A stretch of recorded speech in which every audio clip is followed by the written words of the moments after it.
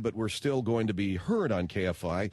It's just that we've moved over to the Premier Radio Network's building, and that's in the Valley. It's closer to where I live. There's a lot of good reasons. There are a lot of bad reasons. There's not any bad reasons. There are good reasons why we're moving there, and there's some feelings that I have with regard to KFI. I'm going to miss some nice folks that I worked with here, Loxie, Carell and Andrew, Jennifer, even though she doesn't believe me, Michelle Cube, who's a tremendous executive producer, Clay, who we would cross over with here in the afternoon, and Tim and Neil, and Bill Handel, and who else? Who am I missing? Oh, Tony Sorrentino, my good buddy Tony, who hit the jackpot on the nickel slots. No, the quarter slots in Vegas this past weekend. Did you hear about this? 5,000 quarters this clown hit. Look at this. Craig turned around like, give me a break. Playing the slots. 50 cents, and he hit 5,000 quarters. Okay, Loxie, we'll see you later. Bye. And see you later, Carell. Want to put your hand on my butt? No, I don't want to put my hand on your goodbye. butt. Thank you, Carell. Thank you. Say goodbye to Andrew for me. I shall. And who else? Some nice folks. Oh, Stella. And a great program director, David G. Hall.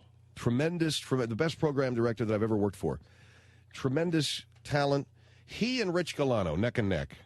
Rich is up there in Ventura right now, but they're almost each other's equal. But David is probably making a little bit more money right now than Rich, and that's understandable. But he needs it. So he was great. Howard Neal, our former general manager, great man. Loved working for him here. And considering the fact that we're all going to be one big happy company in about 4 months, I don't know why everybody's getting so freaking maudlin, because we're all going to see each other anyway. This company, Premier Clear Channel, has bought AMF.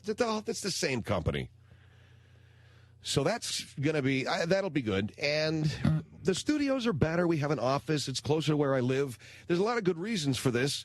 I don't have to travel an extra 25, 30 minutes to get into downtown the way I have over the last 3.5 years. And I'm sorry that I said that I was not going to be working technically for KFI anymore, because then I realized I'd broken my string. I was 3.5 years at this radio station. I'm going to be here for a long time when all is said and done. And just because I'm not physically in the building doesn't mean I don't work for the station, because somebody mentioned that the other day, and they said, oh, you still can't stay at one place, can you? Well, and what else? It's going to be great. We went in there, we looked at the equipment. We got a couple of CD players. We got some digicarts. We've got great equipment, got a nice new phone system. We actually have a window that we can look out of and see whatever it is we're looking at there, Craig. What is that? It's some neighborhood down there. It's the parking lot, and it's Sherman Oaks we're looking at, right? We're looking at Encino. Yeah, look at the hills, actually. We're looking at the hills of Sherman Oaks going into Encino, which is better than nothing. I've worked. It's a funny thing. Many of you not being in the business, you might not be able to relate to this, but I've worked at exactly, since I've been in talk radio for the last 9 years, I've worked at only one station that had an actual window you could look out onto a street from, and that was in Minneapolis. In Atlanta and all these other places, you were like in the middle of a bunker complex. You were in the middle of a highly fortified bunker. I guess the thought being that if you have a window, you're going to get distracted and you're going to suck even more than you usually do, and why give them that opportunity? Just make them focus on their job at hand. Well, I mean, fact is, the job is so all-consuming that you can't help but focus on it, but it's nice to be able to turn around and see some life out there. So that's kind of nice. There's a Coke machine, 10 cents more than one here, so that sucks. Don't need no pass keys. Got our parking paid for. It's all in all, it ought to be pretty fun. When we move over there tomorrow, and they're going to pick the chair up, and so this is it. This is my last day, my last night, my last time on the air here, my last 3 hours on the air here at KFI in this studio. And I miss the people, but I won't miss the equipment. I'm going to miss the people, but I won't miss the building. I won't miss this funky stereo mixer board. I won't miss these crappy Tomcat cart decks. I won't miss this crap can Cimatrex phone system. I won't miss this cheesy Sony monitor that I got here for the call screening. I won't miss the really bad phones and the crappy instant replay. The instant replay is pretty good. And the CD player that doesn't work over there. Does that thing work yet? We got 2 brand new ones. What are the ones we got over at the studio? Denon's? The same guys that make the chili? If you begin to feel overload,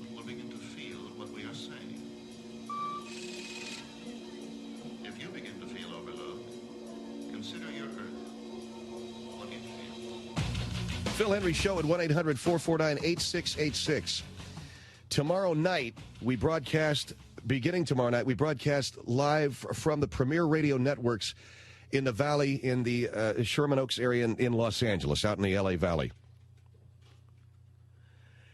So that's beginning tomorrow night. As of tonight, we're still back at our digs here in Koreatown. It's Phil Hendrie Show at 1-800-449-8686. Later on this evening, we're going to see how well you know the music from adult films. Now, many of you have seen the adult films. Many of you have seen porno. Many of you collect it. Many of you can't stay away from it. But do you know the music from those great productions, such as, and I'm talking about the classic stuff, Debbie Does Dallas, I Like to Watch, Taboo, Behind the Green Door, Sex World, The Jade Pussycat, The Legend of Lady Blue, Eruption, Seika's Fantasies, The Opening of Misty Beethoven, Amanda by Night, and, of course, the #1 grossing film in history, Deep Throat. Do you know the music? Have we got that up, Craig? Let's just hear a selection, if you wouldn't mind, Craig, from Cut 11. You don't have that up, Craig? Get it up. Okay, let's hear a selection here from Amanda by Night.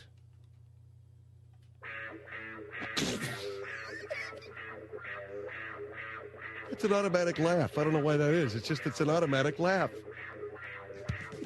You know exactly the scene you're looking at when you hear this.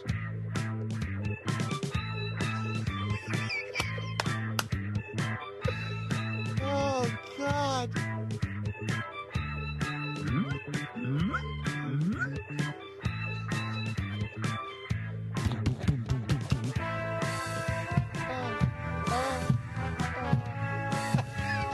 Okay, now let's hear something from.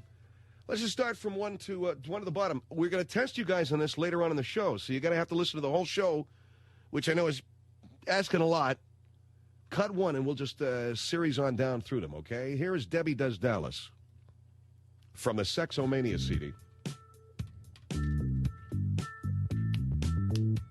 Oh yeah.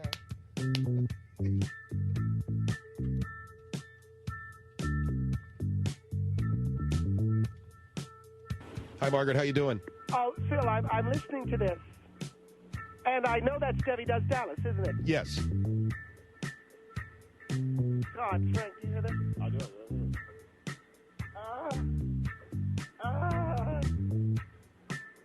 All right. I don't want to hear that. Okay, here is I Like to Watch. Music from I Like to Watch. Did you ever think there was anything funny about porn? This is it. The freaking music from porn movies.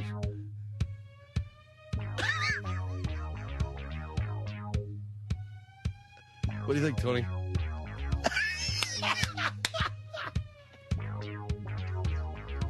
I'm looking at some sensory memory going on with Tony over there.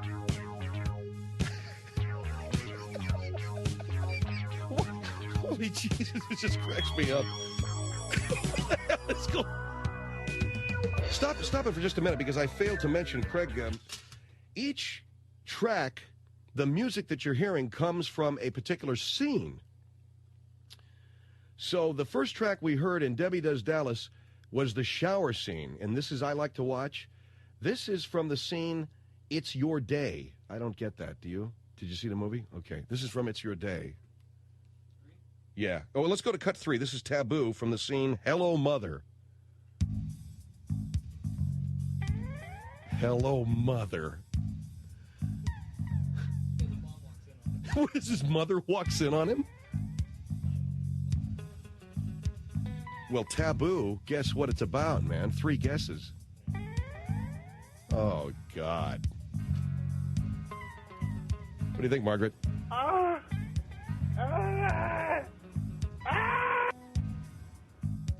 Charming.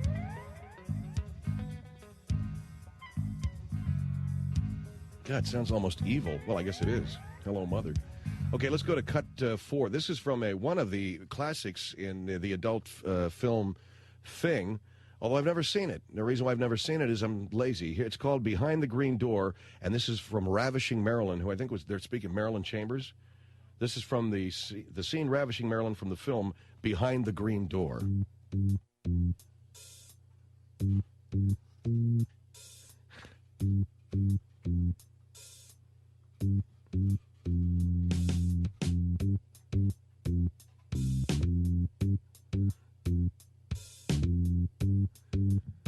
Tony, what do you think's going on the screen right now?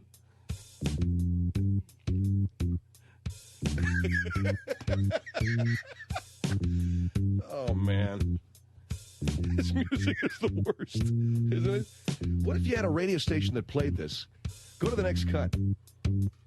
This is called Sex World. This is the movie Sex World. I'll cue you for it, okay, Craig? And this is Love Songs Along the Coast. Hi, I'm Ted Zeigenbush. This is for Misty from her boyfriend Bob. And he says he'll always remember you. He loves you, and you're something else, baby.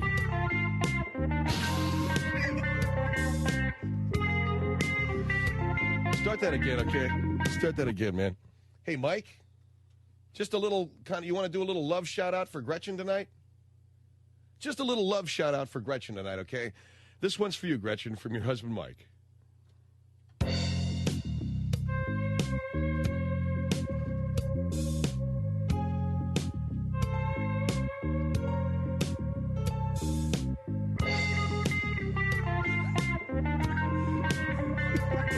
Jesus. Okay, so what's next? The Jade Pussycat. Ah, here we go. This is from a film called The Jade Pussycat, and I say, ah, here we go. And Mike says he loves you dearly.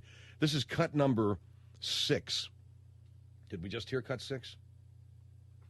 Okay, this is from the scene introducing Johnny Wad. Here we go. There we go, Ed. All right. Here comes Johnny Wad, man.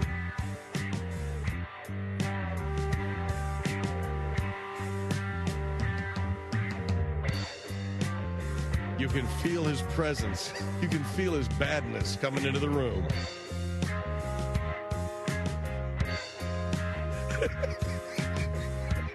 Okay. All right, so that's it. So later on, and we didn't give you all of it. That was from the film The Jade Pussycat. We still have The Legend of Lady Blue, Eruption, Seika's Fantasies, The Opening of Misty Beethoven, Amanda by Night, and Deep Throat. Throw on the Deep Throat title. Deep Throat is probably the only porn movie that if you've never seen one, you probably recognize at least the name because the film was very, very, it was that popular. Cut 12 is Deep Throat, Craig. And here you go. This is Deep Throat. All right, sex scene. Cut to the sex scene. Just music.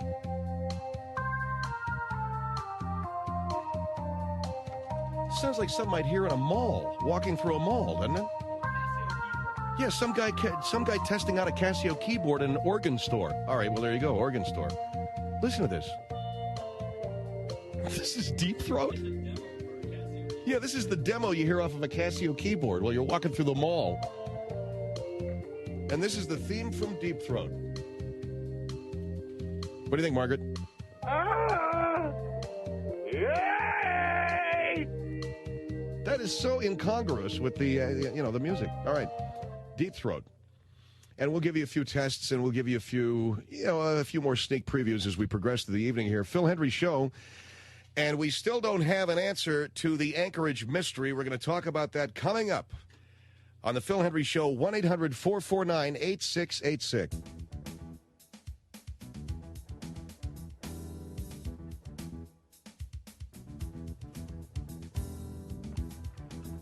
Phil Hendrie Show, 1-800-449-8686. Is that up as high as it? Let's get that cranked up, because that's music from The Legend of Lady Blue. And in reading from the liner, this is The Legend of Lady Blue. Take note of this. When it comes to interesting music, Rodley Metzger, a.k.a. Henry Paris, with his film The Opening of Misty Beethoven, won the 1977 Erotic Film Award. Now you can hear the infamous Jamie Gillis. I can't read the rest of this. I'm sorry. It's just I can't read the rest of it. But they're mentioning actresses like Constance Money. He's teaching her how to be a hooker or something. Okay, now the next music on here is Eruption, Cut 8. Cut 8 is Eruption. This is from the scene Driving Ms. Bovey. What? Oh, I get it. Here comes the black chauffeur. Here's Tony. You want to see the look on his face is worth the price of admission. As soon as I said, here comes the black chauffeur, this guy's wearing it, if you'll pardon the expression, he's wearing it on his sleeve. All right, so then there's Seika's Fantasy. All right, let's get out of this idiotic stuff. Okay, so there you go. So later on we'll tell you if you perverts out there want to guess which is the, which is which, and maybe you'll get a prize and maybe you won't. Got 1 million people calling during that segment asking what was the name of the album and where can they get it. So I don't know. Yeah, that's a world you guys live in, okay? I don't. Let me have that disc. Give it to me. Get it out of our sight. We'll roll some of this crap later on as bumper music. Here you go. Here you go, Craig. Thank you. And it's on Oglio Records for those of you who were calling in wanting to get a copy. Now, for whatever reason, I don't want to know. I don't know why you guys want a copy of that, but you can get it at Oglio Records, Oglio. And it's got all the classic crap on it. And when I say crap, don't take me lightly. I'm telling you, it's every bit as bad as all those 1970s, those TV sitcom themes, theme from the SWAT, theme from the MASH, theme from Telly, theme from Kojak, theme from Beretta, all those one-name shows. Okay, it's the Phil Hendrie Show, 1-800-449-8686. We still don't know why it is, but we have our suspicions now as to why it is this show is not either being heard in Anchorage or being heard live. And the suspicion is it's not being heard live in Anchorage. We asked for phone calls late last week from listeners in Anchorage, Alaska, one of our 35 affiliated stations and markets. Only been syndicated now 4 months. Give me a break. Give me some time. Anchorage is one of them. Now, as I mentioned on the show last week, we had calls from Memphis, Louisville, Charlotte, Atlanta, Salt Lake City, Denver, Portland, all over everywhere, Philly, everywhere, Miami, Tampa. Got no calls from Anchorage. You want to know why? I'm going to tell you why. Because they're doing a no-no. They're doing a bozo no-no, man. They're running this show tape delayed. You don't do that. You don't tape it and run it later on. You run this live, you don't run it at all. That's all. That's the only thing we ask. It's the only thing we ask. You don't have to take the show. You don't have to run the show. You can do whatever you want. But when you run it, when you take it, when you sign a contract, you run that sucker live. Now, you can say it, whatever you want. We haven't gotten one phone call from Anchorage, Alaska since October 4th of 1999 when we first went on the air as a syndicated product because they're running that thing tape delayed. KADX 94.7 Anchorage, Alaska. Tape delayed. Well, I'm going to tell you something that's going to end. You don't stop it. We're going to pull it the hell out of Anchorage, and, we'll just pull it out of Alaska. I don't know where else we can. Juneau, maybe some other station in Alaska, maybe a Canadian affiliate. I don't know. We're getting it the heck out of there. You don't pull that kind of stuff with me. When I say you run that thing live, you run it live. Maybe you want to put something else in there. Maybe you want to run Art Bell. Good. Fine. Do whatever you want. You ain't running this show, and you ain't running this show tape delayed on a Sunday morning, Friday morning, Saturday night. I know how it is. No. Ain't going to happen. David Hall, who is the Vice President of Syndication for our show, is on the line from South Pasadena this evening. David, how are you? I'm fine. Okay, what are we going to do about this? You and I talked about this, and I asked you to come on the air this evening. I said to you when you asked me, by the way, Phil, I thought we could take care of this in some other way. No, I want you on the air tonight talking to me about this. Because I want this message sent loud and clear over hill and dale. You don't tape delay this show. Yeah. You don't tape delay the show. And the reason why we're not getting any calls out of that Anchorage, Alaska affiliate is because the thing's getting tape delayed. Now, I want to know what you're going to do about it. What I'm going to do about it? Yeah, you're the Vice President of Syndication, Affiliate Relations. What are you going to do about it? Well, let me tell you what I did about it, Phil. Because I understand your outrage, and I understand your anger. And I heard you mention this last week on your show. Thank you. Good. Okay. So, and you mentioned it quite a bit last week on the show, didn't you? Yeah, I mentioned it a lot. What are you going to do about it? I'm not asking about last week's show. I want to know what you're going to do about it. All right. Here's what I did. I took the liberty of calling the affiliate up there in Alaska, and I asked them about why, because you told me to ask them why they were tape delaying the show, right? Yes, I told you to tell them they can't tape delay, yeah. Okay, so I asked them, why are you tape delaying the show? And you know what I found out, Phil? What? I found out that they're not running your show at all. Well, then why does it say so on the website? I don't know why it says so on the website. You asked me why you weren't getting calls from Anchorage. Isn't that what you asked me? Yes, I asked you that, and I asked you. So I called them up and I asked them, why are you tape delaying the show? What are you doing? They said, no, we haven't started running the show yet. So you're not even on the air in Alaska. Then why does my webmaster have it on the website? I don't know. Maybe he's an idiot. Maybe your webmaster is stupid. But the reason why you aren't getting your calls isn't because they're tape delaying the show, Phil. It's because they haven't had it on the air yet. Now, had you come to me before you went off on Anchorage, Alaska on your show last week, I could have told you about that, couldn't I? Why is it? I don't know why it's on your website. I don't know anything about the guy I don't know who your webmaster is. I don't know how that jackass can't get the information right. If you'd come to me, I would have told you. But he got the information from. I don't know who he got the information from. Fact is, you didn't ask me, did you? You didn't ask me, did you? I guess I didn't ask you, no. No, you guess you didn't ask me. You just opened your big fat mouth and said that Anchorage is tape delaying your show. Now, you know what I'm going to do? I want to talk to you right after you got a break? Yeah, I got one coming up. I'm going to talk to you. Okay? Yeah, Phil Hendrie Show. Coming back. Coming back.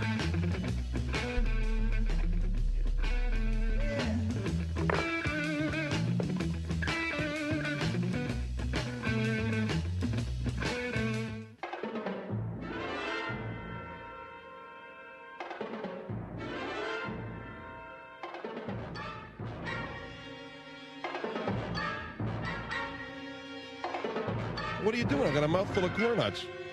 Come on, will you? What are you doing to me, Taylor?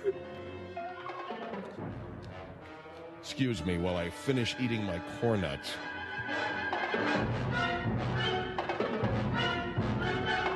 Oh, man. You know, I kind of like those, but I had a nauseated stomach and a headache last night after eating them. I thought maybe it had something to do with...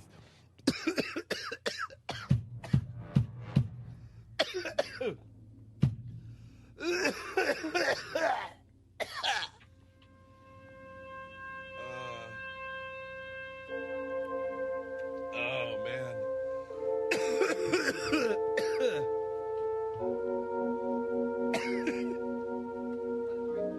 What? Yeah, I could use a drink, sure. Thanks, Terry. You don't have to go get it, though.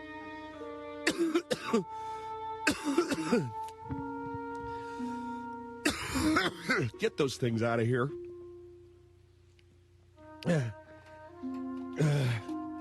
Wait a second.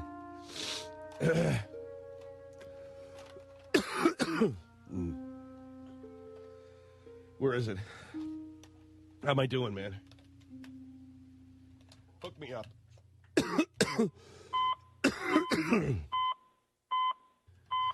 I feel okay. I feel okay. I feel...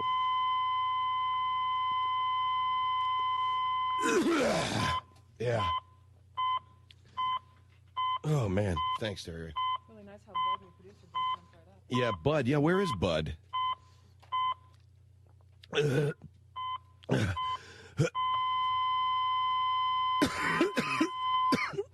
Okay, thank God.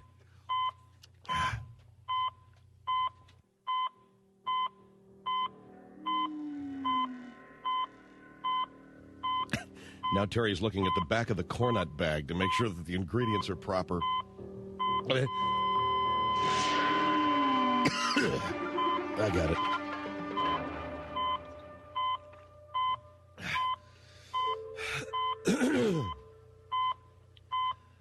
Okay.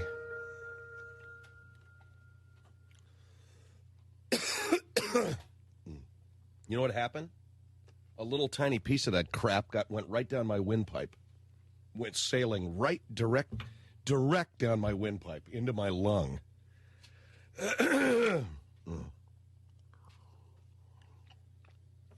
Oh, God. David? What are you doing? What are you doing? I choked. I'm sorry, I choked on a piece of corn nut. You got a radio show to do, right? Yes, I do. What are you doing? What are you doing? I'm sitting here on the other end of the phone. I'm screaming. What are you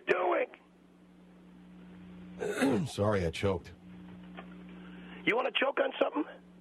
I'll give you something to choke on. You're on your show last week yakking about Anchorage, Alaska, right? Excuse me. Yes, I was. It was my it was my understanding that we were not being run. It was your understanding. And where did you get that understanding? Naturally, I assumed if they were carrying the show. Oh, we assumed. You assumed why? Because it was mentioned on my website. It was mentioned. Here we go to that website problem again. Look, you get whoever that guy is that runs your website squared away. You get his ass in gear, okay? Don't come crying to me. You're talking to me about your website. I'm telling you what's going on. They haven't started running your show yet. And when you're on the air screaming about how they're not running your show, they're running a tape delayed, and you're not getting any calls because the show's running tape delayed, they never even started running your show yet. Now what do you think? And by the way, you mentioned the call letters on the air. I'm going to mention them. KADX 94.7.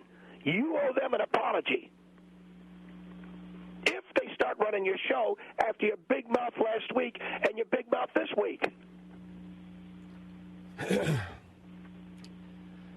I guess I screwed up. Yeah, you guess you screwed up. You know, there's a lot of stuff you do on your show that I don't like, as you know. I don't like you talking about your money, and I don't like some of the stuff you talk about, period. But when you take off on an affiliate that hasn't even started running your show yet, buddy, you're in trouble with me. You're on the fighting side of me, mister. All right, so I made a mistake, okay? It's not just a mistake. You were running your big mouth about how they were going to pay, and they're going to do this, and this is how it's done. Well, what do you got to say?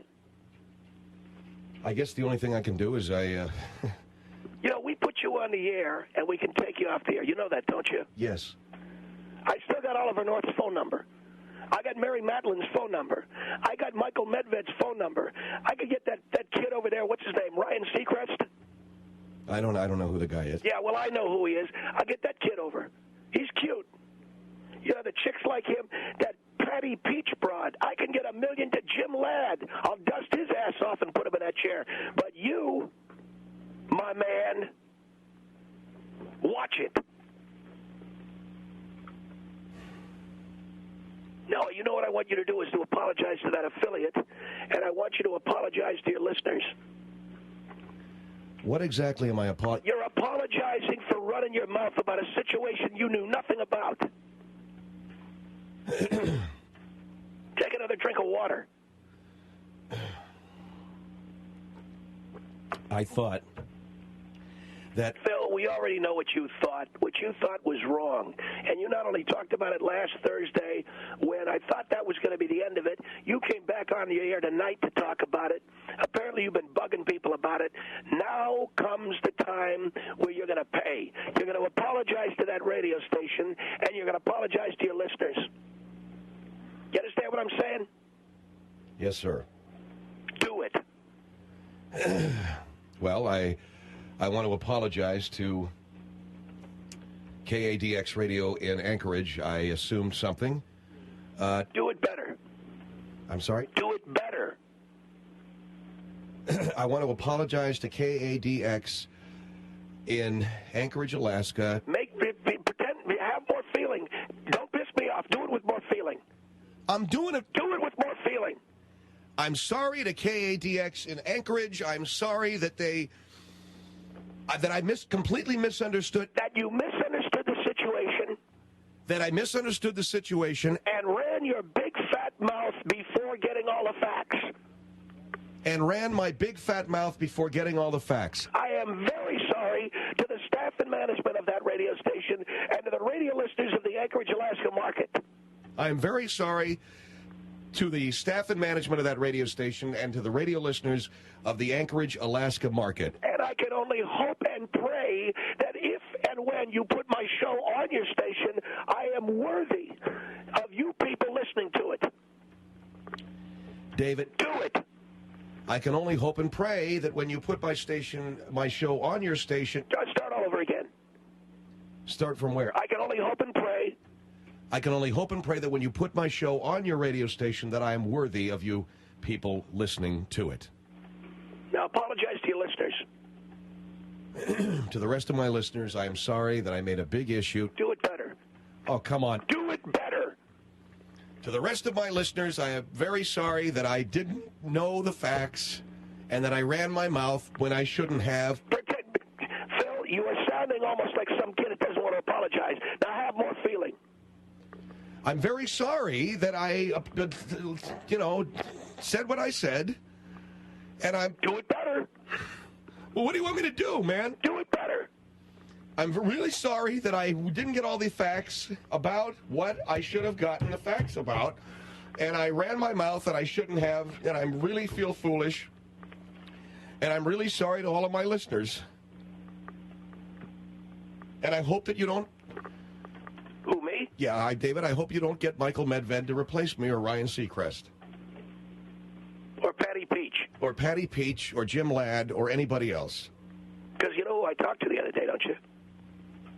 No, who? You know that Brian James kid up there in Salt Lake City? What are you talking to him about? Just said hello to him, that's all. I can bring that kid down. Guy's good.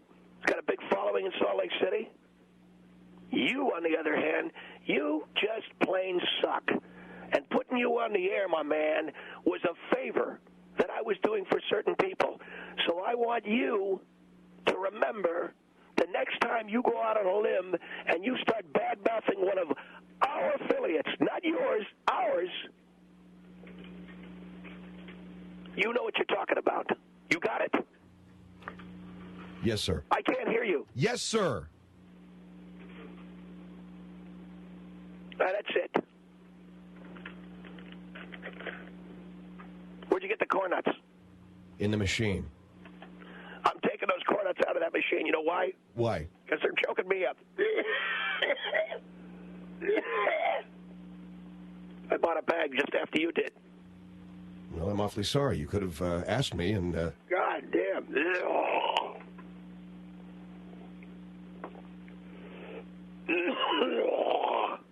God, man, I mean... Don't worry about it. You okay? I'm fine. You don't need to ask me whether I'm all right or not. All right, our number here is 1-800-449-8686, 1-800-449-8686. This is the Phil Hendrie Show, and again, I would say very heartily to my listeners, I'm sorry that I jumped the gun on the Anchorage, Alaska situation. I had no idea. It was not... I was stupid. I should have found out before I started dissing them for not running the show live. 1-800-449-8686, Phil Hendrie Show.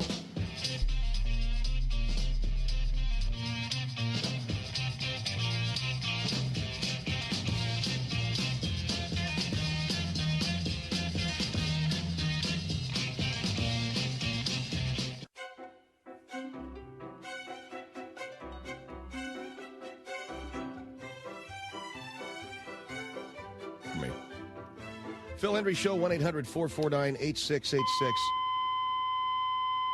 Okay, 1-800-449-8686. We are... And that sexorama, what's that about? I'm sorry? What's the sexorama about? I'm going to play music from famous adult films later on and see if people can identify it. Well, you know something, Phil? If all you got to do is run music and play games with music, maybe we ought to get somebody else in there, okay? Look, David, all I did was misidentify an affiliate. It's more than that.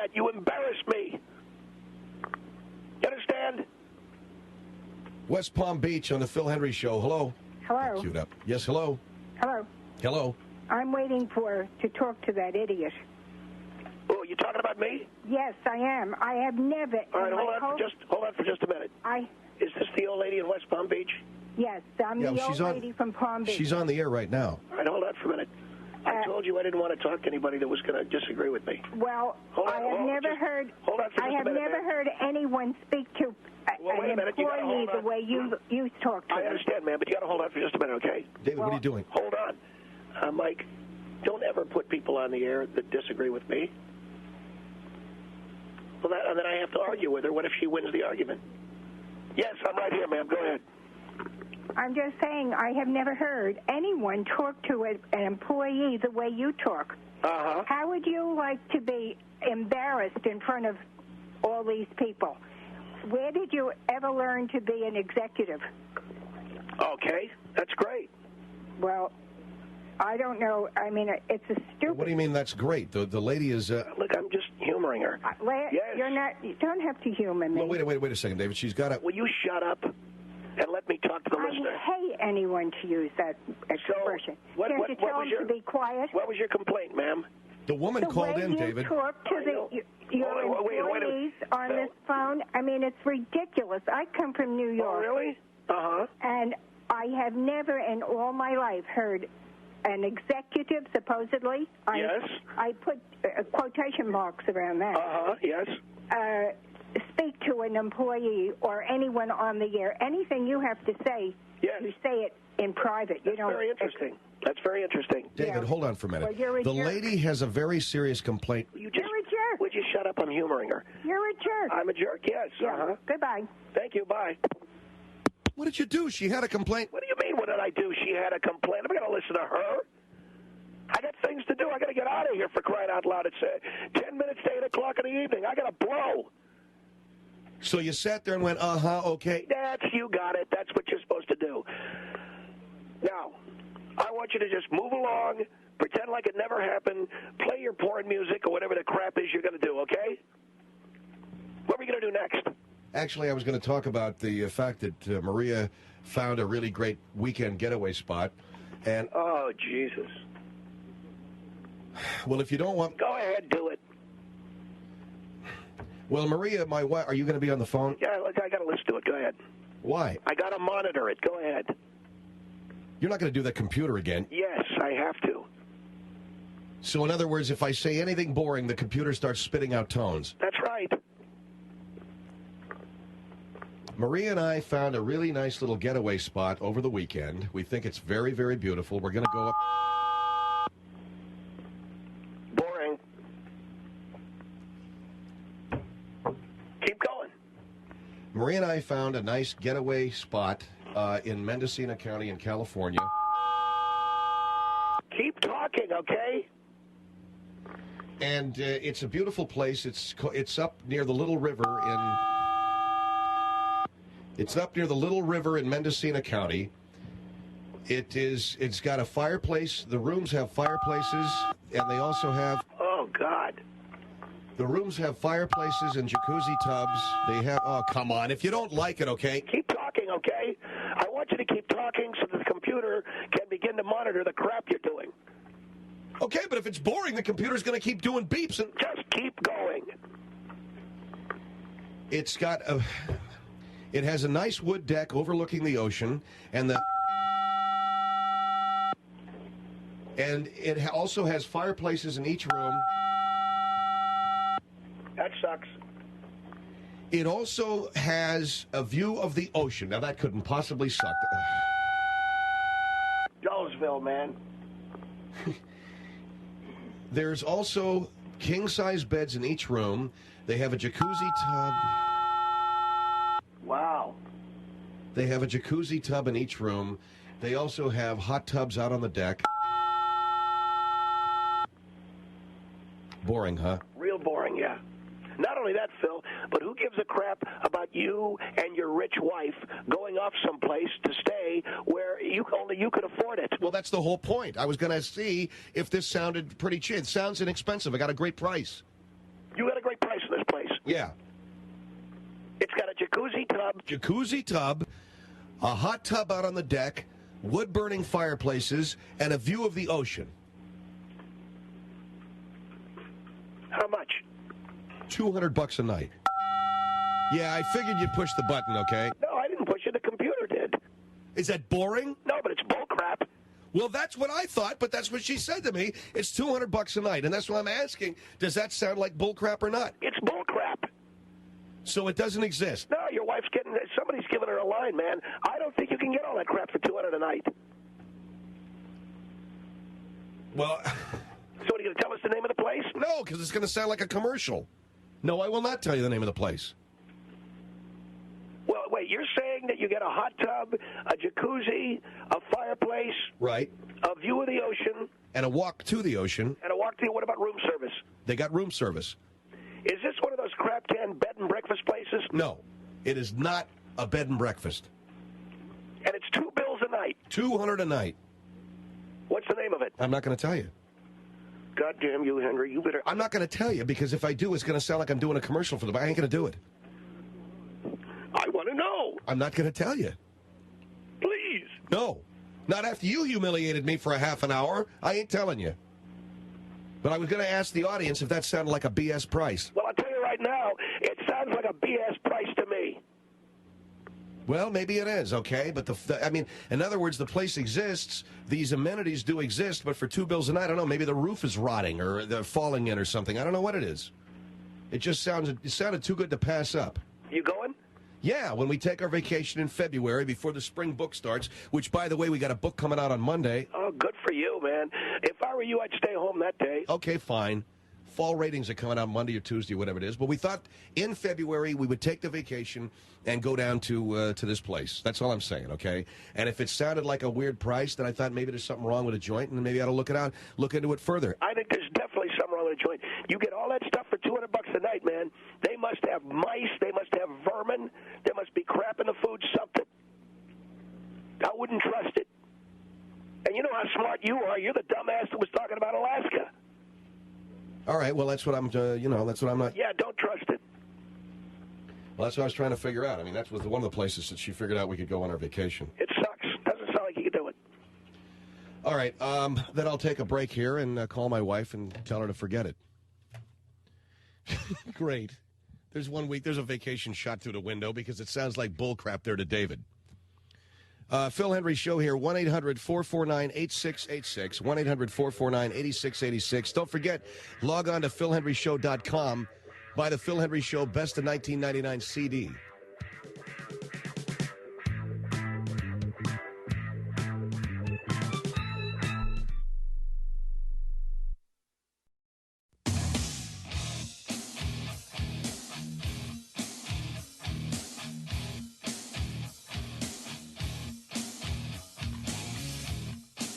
The Phil Hendrie Show at 1-800-449-8686. David G. Hall, who's Vice President of Syndication, is with us. I don't know what you want me to do. I have people who would like to talk to you. I told you that I didn't want to talk to them. You know, I don't know what you... Well, because you don't think they're bright enough to talk to you doesn't necessarily, mean that... Phil, every time you and I have a conversation, you got some idea about how I don't know what it is that I want. Number one, I wanted you to apologize. Number two, I want you to keep your mouth shut about the affiliates. And number three, why do I need to talk to listeners? Because they're not as smart as me. They're not as aware as I am of the radio business. What? Some of them have questions about your management style. All right, who is it? It's a caller from New Haven. Put it on. New Haven, hello. You're on the Phil Hendrie Show. Hi. Hello, David. Is she talking to you or is she talking to me? Hello? I guess she's talking to you. Hello, David. You're not talking to the host. You're not talking to the host. You're just talking to me. I'm talking to you first. Well, why don't you say good evening to the host? I would like to welcome the host to WELI and what's his name? Connecticut. And what's his name? His name is Phil Hendrie. There you go. Okay? Good girl. All right. I just want to say something to you. I was appalled this evening, and if you can be quiet and give me the respect for a minute. I'm just adding a little common courtesy. I would like a little common courtesy. Well, you usually call up and you say, hello, Phil, first, and then talk to the guest. No, you didn't. No, you didn't. You said hello, David. Oh, I said hello, Phil, before I said hello, David. No, you did not. No, you did not. Sir, I did. I called, and he put me on hold. Wait Don't a second. tell me I didn't do that. When they put you on the air, David, forget it, okay? No, I think it's a point of honor. I think it's a point of honor, Phil. Just let it go, David, and let the lady say what she wants to say, okay? I just would like Why can't you stand up for yourself? I'm standing up for myself. Just let her do it, okay? I think you're being a pussy, not standing up for yourself. Let the lady say.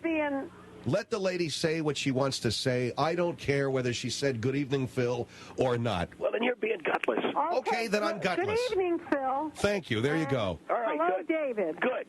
Okay? You guys got manners up there in Connecticut? I'm sorry if you don't like the way I addressed your program this evening. Common courtesy. However, I just want to share something with you. It's common courtesy, that's all. Okay, common courtesy. Please give me the courtesy now, can you? I opened my radio this evening to hear this program for the first time. What station and I was humiliated. You're humiliated. I was humiliated by the way you treated that man on the air. You know, you don't know what he did, though. Manager. You don't know what he did. You don't know what he did. I'm a personnel manager, and Where? I want to tell you something. Whereabouts? When you have something to say to your employees, you usually talk to them in private, and then they do what they're directed to do. You don't try to belittle them to Well, you don't know what happened. He invited me on the show tonight. He invited me on his show tonight and asked me why it was he wasn't getting any calls from Anchorage, Alaska. And I told him it's because the show hasn't started in Anchorage, Alaska. And he'd been on the air for 2 solid days talking about how the station up there was tape playing a show.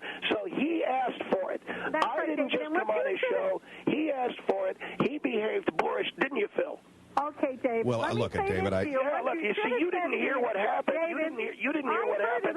You didn't hear it all. I did hear it all. If you heard it all, then you would have known what the background was. I did hear it all this evening. I happened to open the radio at that time. But I want to say to you open the radio. What does that mean, open the radio? Said to him, you opened the radio? You mean you turned it on? I turned my radio on and up. There you go. Okay? Opened the radio. I opened up my radio loud so I could believe what I was hearing, because I have never in all my life heard any management speak to an employee publicly the way you did. Well, now you have. I think you owe this man an apology. Now you have, okay? Consider it a first. Consider it a first. A first? And yeah, it you heard an employer talk to an employee that way. You will never talk to an employee that way if I have anything to do about it. What are you going to do? What are you going to do about it? What are you going to do about it? What I'm going to do is ask them to take David, this is a listener. This is a listener here, okay? I don't care what Phil, first of all, you shut up when I'm talking to a listener. You understand that?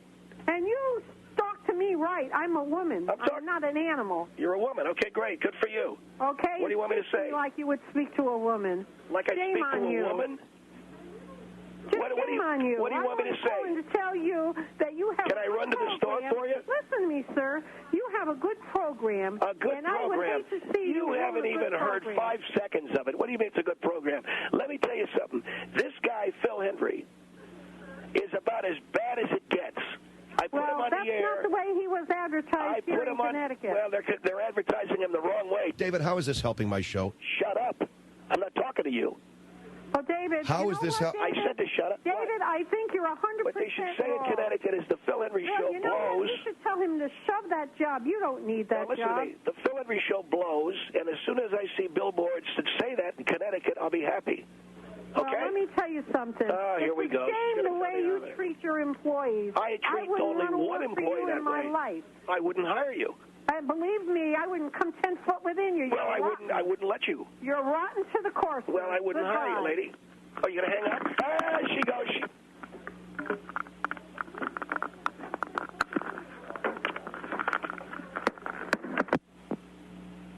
Holy Christ.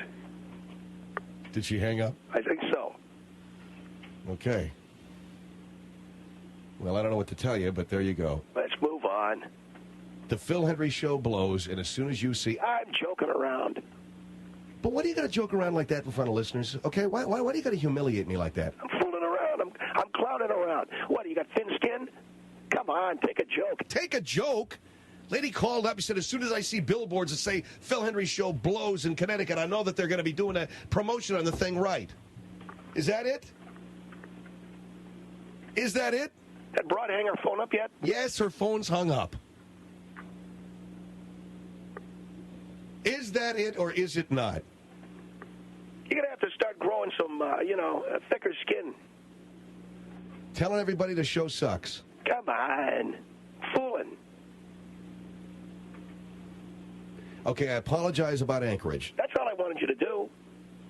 Apologize about Anchorage. Now we're on the air with a new affiliate in New Haven, and you got me, you're telling everybody the show sucks. Well, they can hear for themselves, can't they? What, that it sucks? No, they can hear the show, can't they? They'll make up their own minds. Jesus. You're freaking so thin-skinned. What happened to you? What happened to the guy that I hired 3 years ago? I don't know. I'm... Are you all in a heap? You having problems? You got emotional problems? Is that it?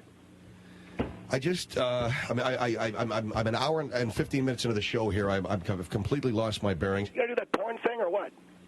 I'm going to do the porn thing, yeah. Okay, get it in. That'll get your bearings back. Listen to some music from a dirty movie. That'll help you out. Okay, great. We'll do that when we come back then. And did I apologize good enough? Yeah, you apologize good enough. You ever put another listener on the air, though, that disagrees with me, you're going to be in some big trouble. She wanted to talk to you. Yeah, well, you were the guy running the switches there. I don't want to talk to some... Never mind, okay? I'll see you later. I'll talk to you later. And, have whatever kind of a show you're going to have. 1-800-449-8686. Phil Hendrie Show.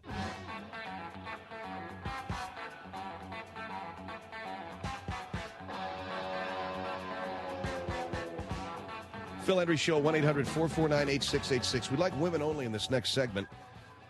The title of this segment, a little bit of a game, which we don't usually play on this show, but it is born of and inspired by our obtaining this Sexorama CD, which is music, okay? So we're not talking about the actual adult film or porn film, if you will. We're talking about the music from porn movies.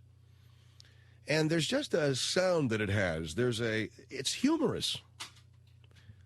Who would, most people, first of all, nobody rents or buys or goes to see a porn movie to laugh. That's one of those unspoken facts about porn. Many people go, obviously, to see it or rent it for the sexual release, the sex. Some, not a lot, but some go to see whatever the story may be in addition to the sex. And I suppose some would go see a porn movie to see the sex, to see the story, and yeah, to get a couple of laughs, but it's way down the list, you know. But if you listen to the music in adult films, it's very, very funny. So we're going to ask women only to participate in this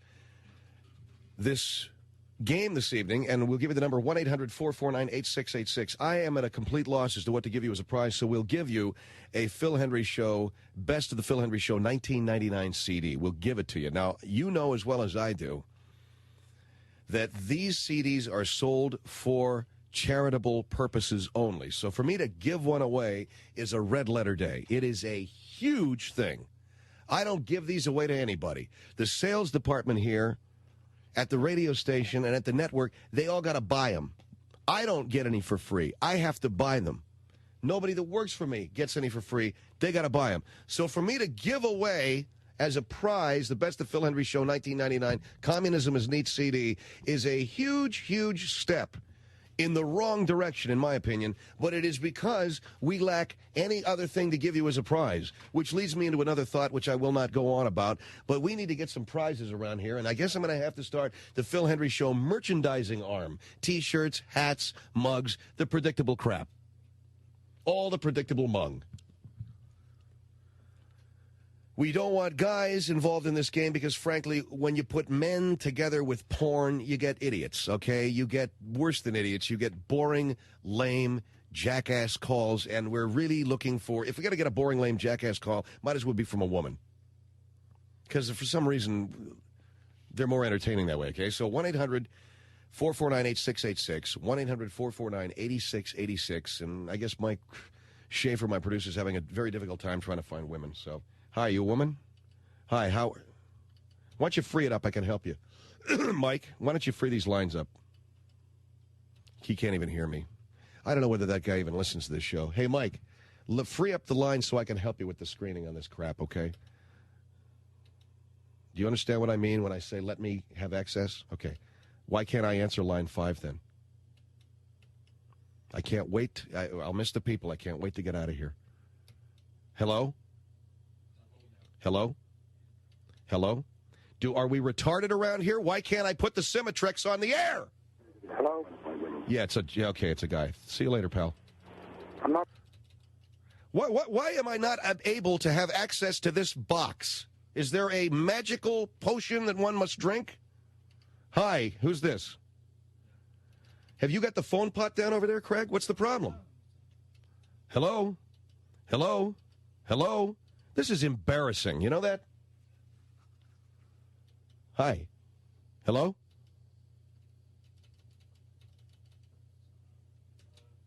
Jesus Christ. It's beyond belief. Hello? Hello? Hello? Hello? It's still on hold. Huh?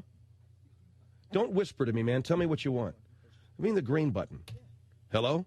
Hello? Yeah, I see you. They got one woman? What do you want, David? Was it your screw up? I wasn't hitting that. Yeah, so you're yelling at everybody and it's your screw up, okay?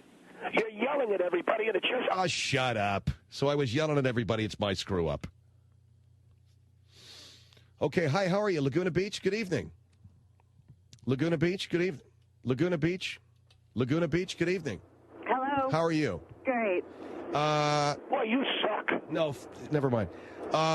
Okay, ma'am, I'm going to play a song, and you simply tell me, is it porn or not? You ready? Yep. Here we go.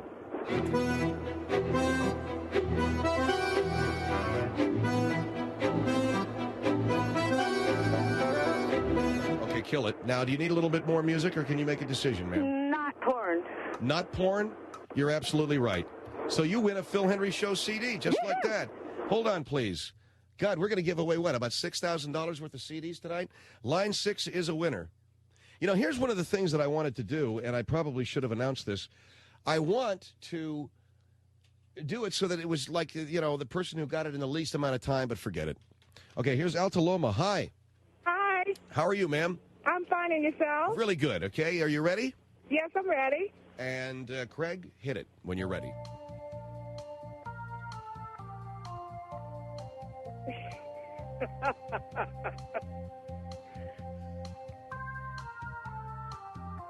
Okay, do you need more music, dear, or do you... No, that's porn music. That's porn music? You're absolutely right. So we've given away 2 CDs. You hold the line. Okay. You're a winner here on the Phil Hendrie Show. All right. Real good. Play that again, will you?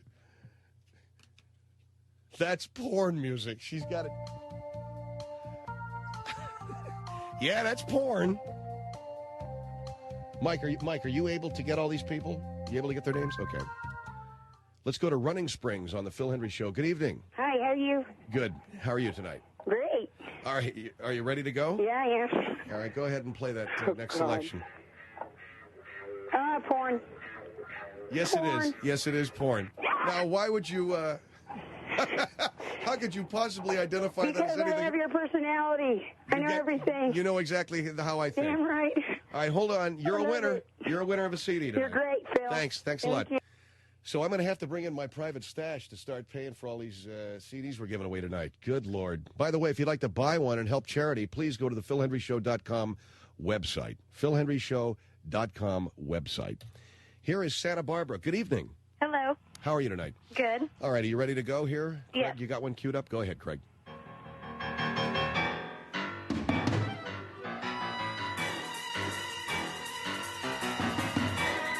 Porn or not porn?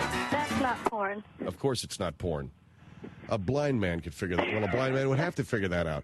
No, it is not porn. You're a winner as well. Thank you. Thanks very much. Okay, so we're not fooling anybody. We're obviously not fooling. Isn't there anything from Ed Wood that you could play? Any?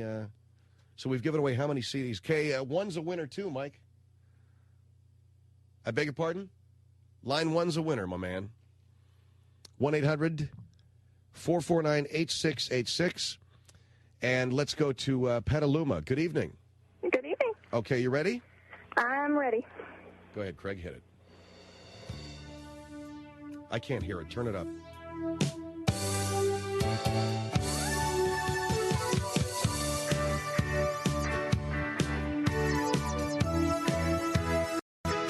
Do you need more, or do you want to take a guess? Actually, that one seems like it could go either way, but I'm going to say that it isn't porn. It is not porn. It is porn. You It is missed. porn. Yes. Well, listen to the cornball. I watch enough of that. Huh? I watch enough of it. I should know. Well, go ahead and play that. You might be able to recognize the film. Is that turned off? Or why do I not hear that? Okay. Jesus. What movie is that from? It's from what? Misty Beethoven. It's a classic. Yeah, it is We got to get out. We got to take a break here. All right, thank you, dear. You lose. The one and only.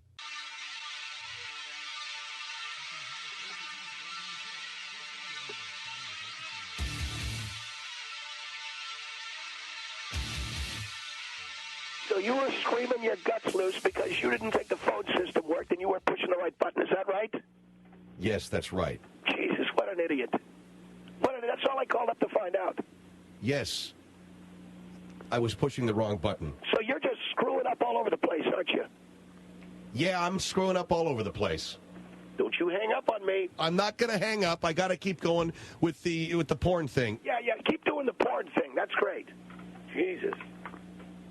You done? Yeah, I'm done. Okay, let's go to Upland on the Phil Hendrie Show. Good evening. Hey there. Hi. So you have to decide whether this is music from a porn film or not, ma'am. Okay. Let's play the selection. All right.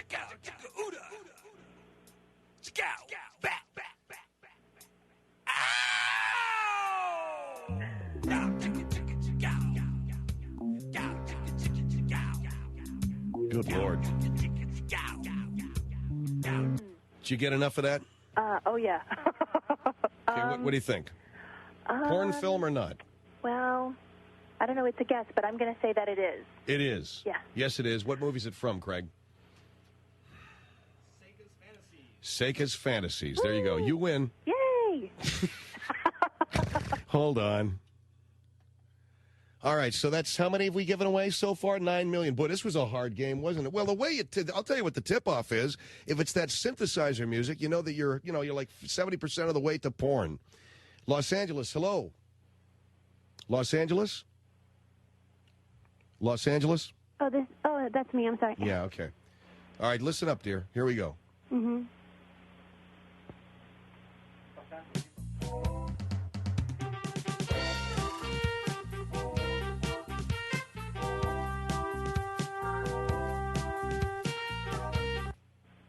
What do you think?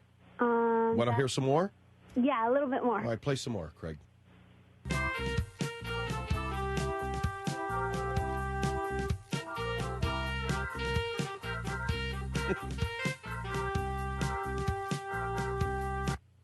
Maybe no? It is porn. Oh, no! I almost didn't think it was either. What's that from? What great film graces us? Oh. Eruption. That's from Eruption. Oh, man. Doesn't that sound like music you'd hear near a volcanic event? I thought it was like... Play it again. Play it again. Play it again. Play it again. Doesn't that sound like just a massive Mount St. Helens style? Jesus. Okay. Thank you, though.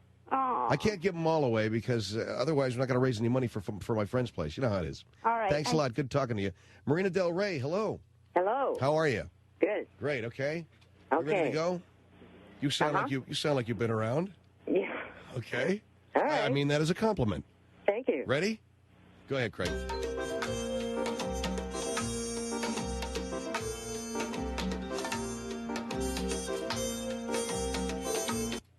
What do you think? Well, it could be. I'd say yeah. Nope. No, that's from the movie Ed Wood. Oh, God. How about that, huh? Well, I'll have to buy your CD then. Yes, you will. Okay. It sounded sleazy, though, didn't it?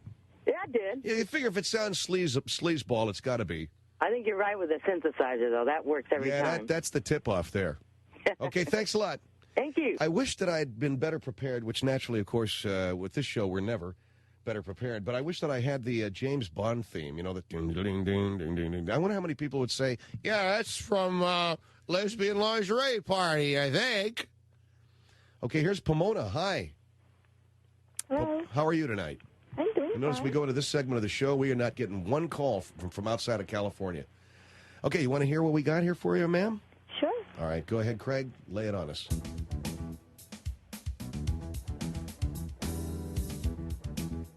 Is it porn or is it not?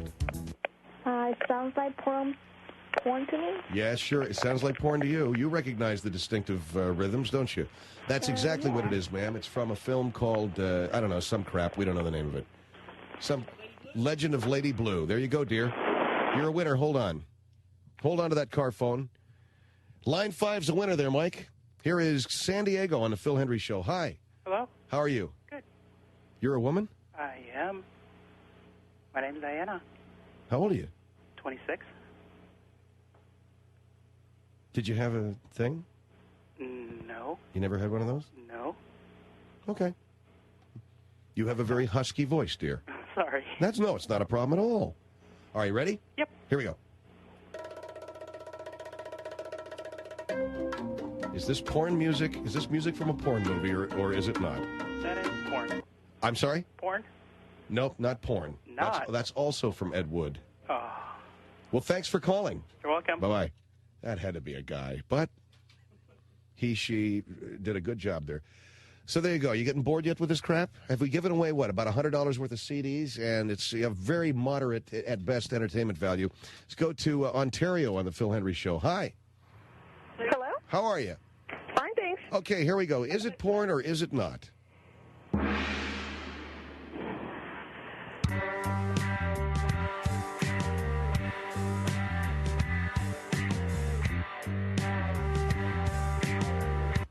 Okay, do you need to hear more? No, I believe it is porn. Yes, it is. That's the Johnny Wad section of, what's the film? It's... Hello? Hello? Yeah, what's the film? Jade Pussycat. So you're a winner, too. Way to go. Women really know their music. Fresno, hi, you're on the Phil Hendrie Show. Good evening. Hi. How are you? Good, how are you? Good. All right, Craig, let her rip. Is this porn or is it not?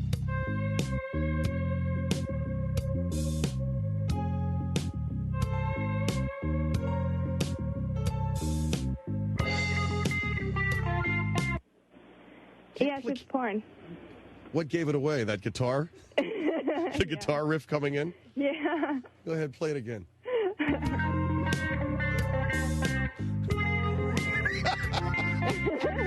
All right, you're a winner. All right. Way to do it, Fresno. Hold the line. Okay, forget it, man. How much more of this crap we got to do? How many CDs are we giving away, Mike?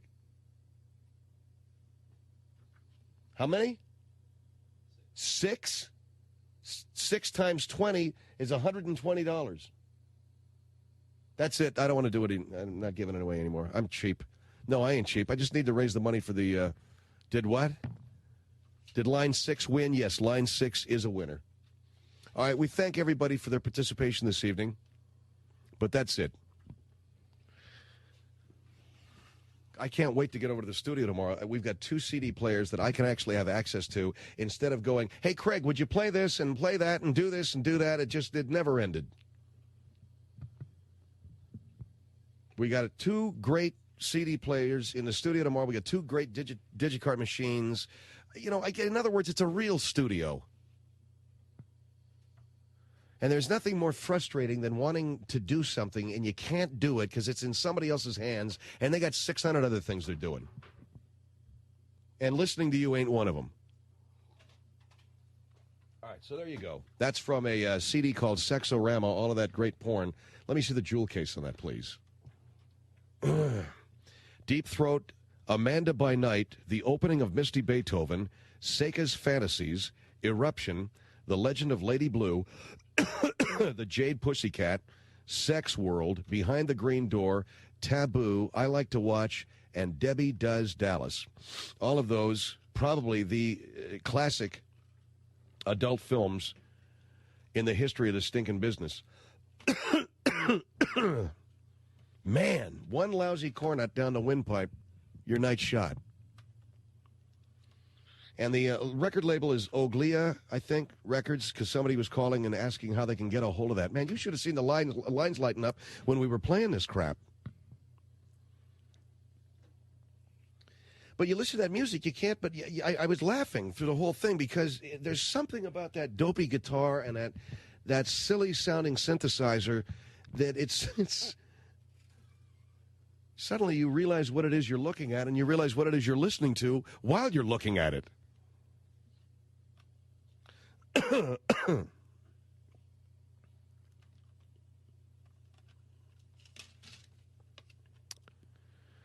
The inspiration for this album goes back to August 1981. I had just turned 18, and a girl I'd known for a few years reasoned that since I was now legal, we could and should go see an adult film in an actual public theater.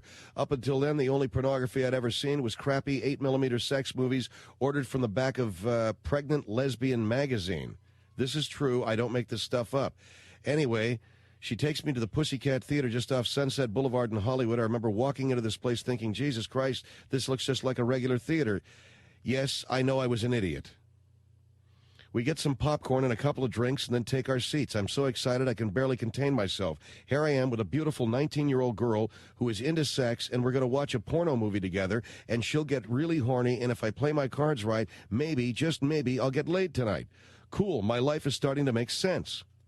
The lights dim, the movie starts, the plot is the typical disposable material, and pretty soon this tripped-out, semi-funk bass riff comes across the sound system.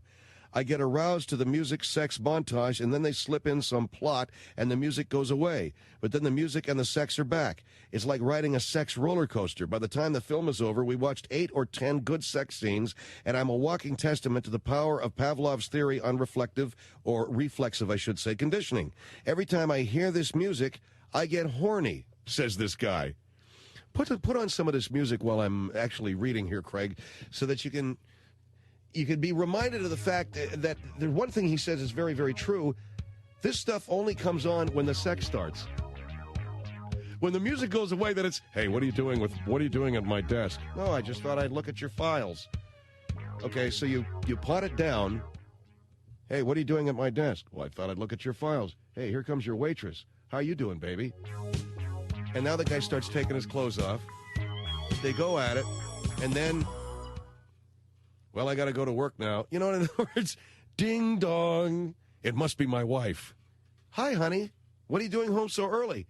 And what are you doing here with the maid? Well, well, why didn't I just join in?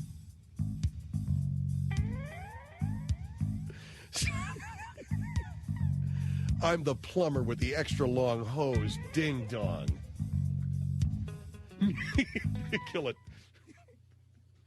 Ding dong. Hi, I'm the plumber with the extra long hose.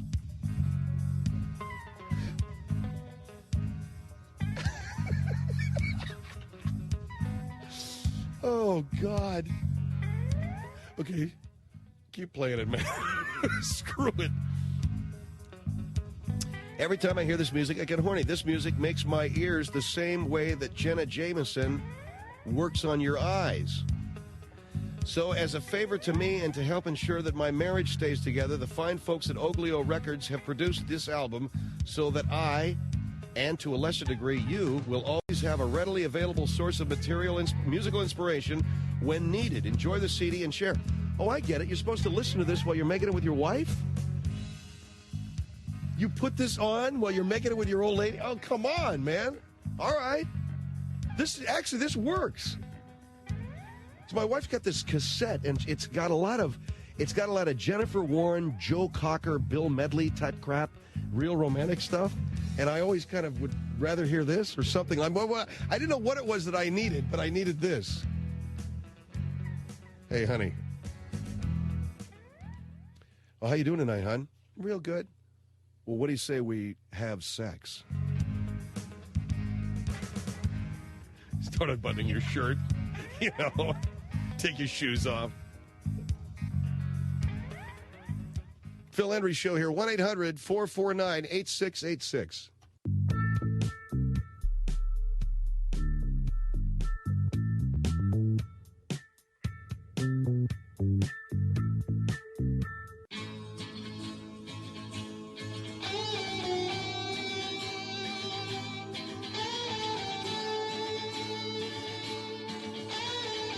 Phil Hendrie Show at 1-800-449-8686. Was that porn? Oh, that was Jeff Beck. Oh, okay. That was Beck from what? Was it? Truth. Okay, now we have on line 2 here from Hollywood, Carvin Knowles, who was one of the producers of Sexorama. Carvin, how are you? I'm doing pretty darn well. Easy. Okay. Take it easy there, Carv. So your friends called you up I and really dig the rain. So cool. This says here on the CD, you produced quite a few of these tracks. 1, 2, 4, 5, 6. I don't know. It's like almost all of them. Most with the of them, exception, yeah. And it says that these sounds were duplicated. So in other words, this is not the original music from the films. It's recreated. We tried at first to get licensing to use the music from the films, and those original tapes just do not exist. I mean, really, it was basically a bunch of stoned hippies in a garage somewhere just jamming out. With synthesizers and things? Oh, yeah. And they were looking at, they were doing it the way any film composer, if you'll pardon the expression, I guess that's what they're doing. They're watching the action and they're creating the music to it, right? Yeah, you could say it's a little more spontaneous than most film music. Right. And it's all done with synthesizers, mostly electronic stuff, right? Yeah, back then they were using farfisas. That's a kind of organ, Hammond organs. Mm-hmm. You'll find a lot of very old-style synthesizers. We brought in a mini and a micro. Hey, who was the guy that came to you and said, "I want to do this"? Was this your idea? Or No. This was the idea of Carl Capriolo. I think one of his friends came up with it or something, sitting around, going, "Hey, wouldn't it be great if we could listen to this stuff and not have to watch these movies?" And I'm not even certain. Carl is the head of Oleo Records, mm-hmm.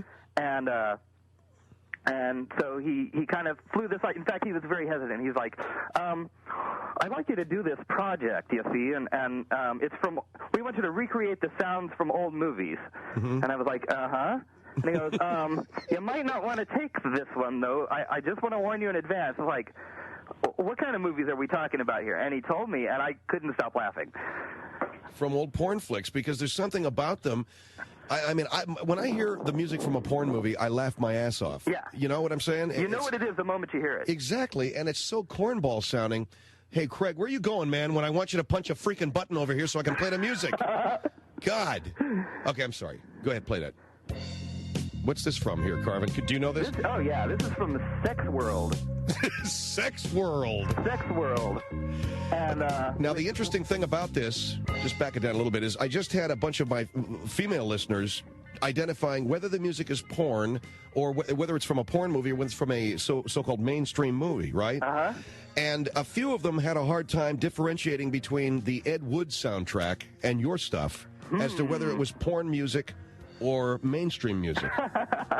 And one of the things, when I hear this stuff, I'm reminded of like Beretta or SWAT or something like that, Oh, yeah. In fact, I also, during this time period, watched lots of reruns of Chips. Yeah. To kind of get the feel of what it was they're going for here. Yeah. Okay, let's go to another track here. Okay. You know, the one that I like is, that was Sex World? Okay, go to, what anyone you want, man, just... Well, you've played Debbie Does Dallas, yes? Yeah, we've played that, which is very uncharacteristic, I think. It sounds almost ethereal and pastoral. Well, go ahead. You played that fine little samba that they wrote for Deep Throat. Play Deep Throat, Craig. Cut 12. The fine little samba. Yeah, and actually, the voices on there are not all electronic. One is a Farfisa organ. It's a really old and not really reliable organ. And but the other sounds are me playing guitar with a wah-wah pedal. And really? A style of playing that, well, just let it roll. Roll it, man. Turn it up too, because I can't hear this stuff.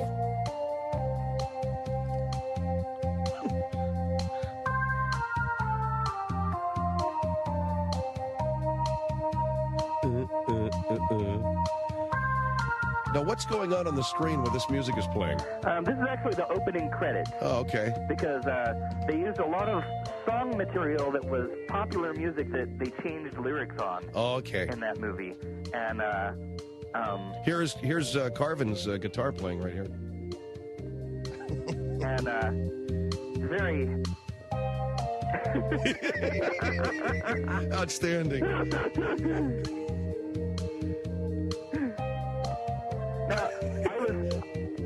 Now, I was mimicking the way that they did it then. That they did it then? And I mean, we went to great pains because it was just so hilarious. Oh, that's the first thing that strikes me when I hear this music. I laugh. This must have been a very tender scene in the movie, listening to these very delicate guitar riffs.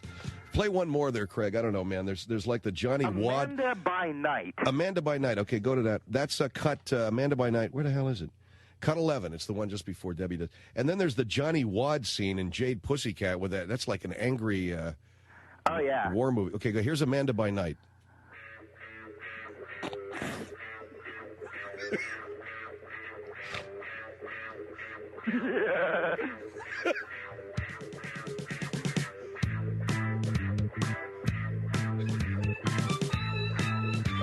So what is this, the guy cleaning the pool and somebody's daughter? I mean... This is actually one where I didn't get the video itself. Okay. I got a cassette tape from Oleo Records. There are about 3 of them on there where they gave me a cassette and said, "We want this. Can you do it?" And okay. Well, this stuff is out of sight, man. And you could hear, the cassettes were the strangest because you had no visual reference. I got to go, man. It's the end of the hour here, okay? But Carvin, thank you. And can we write you if we need extra copies of this stuff? Yes, you can. Okay.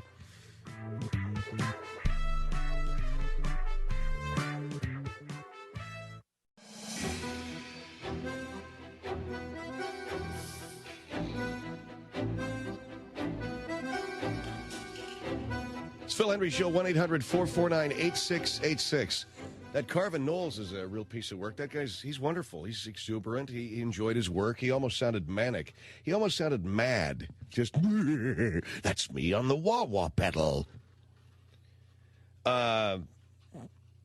Humor in porno films, humor in adult films is either very self-conscious or unnecessary. It never really works. It doesn't work because it's... I say self-conscious, the performers are self-conscious, or the people putting the humor into the movie, or anybody attempting to get laughs out of a porno movie. It's a self-conscious effort at, straying from the real point, and the real point is a sexual experience, right? So it's really self-conscious, or it's superfluous to the point. Little did they know that when they made the music for that stuff, that they were introducing the only real laughs you're going to find in a porno movie, and it's pretty substantial. It's the freaking music itself.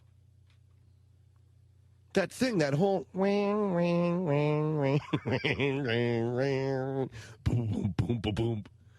Hi, I'm Bob. I'm the plumber, the one with the extra long hose. Boom, boom, boom, boom, boom, boom, boom, boom, boom, boom, boom, boom, boom. Here comes the music. Here comes the good stuff. Because the music has started, the good stuff can't be behind like that. Okay, 1-800-449-8686. Bobby Dooley from the Western Estates Homeowners Association has joined us this evening. And that's some pretty wild stuff, huh, Bobby?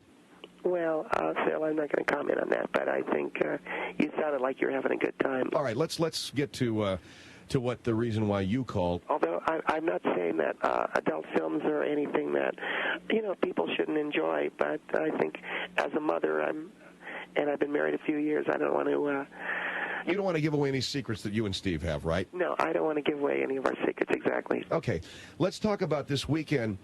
You have at the Western States Homeowners Association at your community center up there. Are you having your 5th annual Super Bowl gala? We are, Phil. We are having our 5th annual Super Bowl gala, which features not only the game, but we have our chili, and we're going to have sandwiches. We will have a no-host bar, but we will be serving beer, which will be a host. And we're going to have a great time. We're going to have a competition featuring, and this is something that I didn't know if you wanted to get into this or not, but it's going to feature our nachos. We have a lot of people like to have these chili cook-offs. We have a nacho competition, although I don't know whether Mike told you what's going on with that. No, he did not. We're having a problem with that, but let me get everything out of the way, and then maybe we can talk about that if you want. All right, well, it's this Saturday, right? No, I'm sorry, it's on Sunday, right? Yeah, it's on Sunday. Why did I say Saturday? So Sunday, right? Yeah, it starts at 2:15. No, it's going to start at 1:15. Game time is at 3:15. But we will have our chili cook-off, and we'll have our nacho competition. What is the nacho competition again? Well, that is that was what we were, concerned with, in doing in coming on the air tonight. That's what I was concerned with. I didn't know whether you wanted to hear what's going on with that. Are you still going to have that? We are, but we have a problem. Well, what is it? Well, it's kind of interesting. Janice, I'm going to try to find her last name here. I had her last name. Janice Niece, who lives over the Magnolia Phase and has worked with our Homeowners Association. I know of her. I don't know her personally, no. Okay. We have our housekeeper, is a young lady by the name of Letty. And she was in the supermarket the other day, and she saw Janice Niece's girl in there. And Janice Niece's girl meaning? Her housekeeper. Okay. And saw her purchasing nacho recipe ingredients, and they were obviously my recipe. So that's why. What is going on? I don't understand. Well, what's happening here, Phil, is that we're having our nacho competition. I think that Janice Niece is stealing my recipe, and that's why I don't know whether or not you wanted to talk about this. Well, what are you suspecting? Somebody is stealing a nacho recipe from you, and this is a competition, right? We are having our competition, and it's not, the first prize is not that big of a thing. It's a couple of tickets, out of town to a bed and breakfast up in Northern California. But I have been involved in the nacho competition for the last 3 years. And when my girl came back from the supermarket and told me that she had seen Janice Niece's lady in there buying all of the ingredients that I use in my nacho recipe, which has been a winner in our nacho competition for the last 3 years and is a secret recipe, I really felt myself getting faint. I suffer from heart palpitations as it is, Phil. It's one of the, my heart starts to palpitate, and I get into problems. And she had gotten a hold of my recipe, and I literally felt myself blacking out when I heard about this. Well, you heard Janice Niece's housekeeper was in the supermarket buying ingredients for a nacho recipe that is exclusively yours. Yes. Okay, so what do you suspect happened here? Somehow she's gotten a hold of my recipe. And I am so angry and I'm so disappointed. I'm going through a lot of different emotions. Physically, it has hurt me. I feel myself getting faint at times. When I heard about it, I almost blacked out. I feel hot and cold sweats coming on. It's just a lot of different things, Phil. This goes to trust. It goes to friendship. You think back on your friendship, and then you think to yourself, how many times I could have been stabbed in the back by her. I mean, how many times I was alone with her. I didn't want to have this get in the way of our friendship. But, well, what are the main ingredients? What was she buying? Can you tell us? Well, it is my recipe, Phil, and it's one that has my mother taught me. And well, this is a nacho recipe, right? Yes. Can you tell me some of the ingredients? Well, you use tortilla chip. These are the things that she was buying. So I was going to say, it can't be much of a secret now if she was purchasing these things, right? Well, she was buying tortilla chips, salsa. This is... God, I can feel my palpitations starting again. All right, if you don't want to do this... No, it's all right, but... What do you put into your nut? This is a recipe that you've had for a number of years? Yes, it is. What do you use? She's got it, okay, Bobby? I mean... I understand, Phil. I use tortilla chips. I use extra hot salsa, ground beef, and cheddar cheese. Okay? And... I really feel so terrible that... You use tortilla chips? Tortilla chips, extra hot salsa, ground beef, and cheddar cheese. And, I mean, I won't tell you the brands or anything. I'm so emotional about it. Bobby, I'm very, very sorry. So what is going on now? Well, she stole the recipe outright from me. And I was going to, present this at our Super Bowl gala. And obviously she has this recipe now. Why do you suspect that she's stolen it from you, dear? Because it was my own recipe. And somehow, I don't know who, someone has given it to her. I really suspect that she's done this. But you don't know for sure. I don't know for sure, but she has a girl going into Gelson's buying tortilla chips, extra hot salsa, ground beef, and cheddar cheese.